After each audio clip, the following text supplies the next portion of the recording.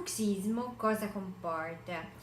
Bruxismo descrive le parafunzioni della mandibola, ovvero della mascella inferiore, e comporta spesso volte dolore ai denti, dolore all'articolazione temporomandibolare.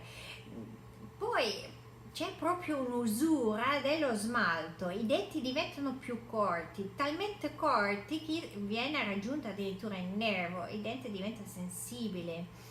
E poi c'è proprio una perdita della dimensione verticale del volto, c'è un tipo di collasso ed è veramente un peccato. Le soluzioni sono varie, certo, prima cerchiamo di eliminare le cause, perché le cause sono 9 su 10 casi stress.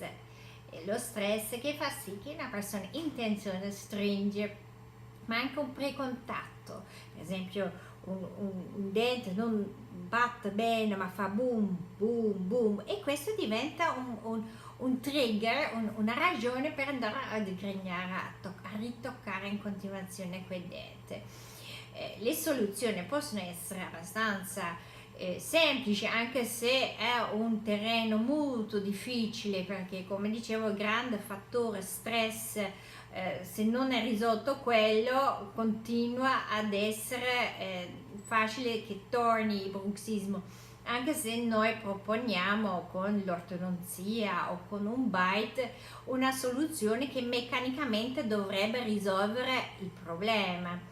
Una volta persa la dimensione verticale del dente, dobbiamo pensare a protesi per risolvere la parte estetica. E credo che sia più o meno tutto. Se ci sono delle domande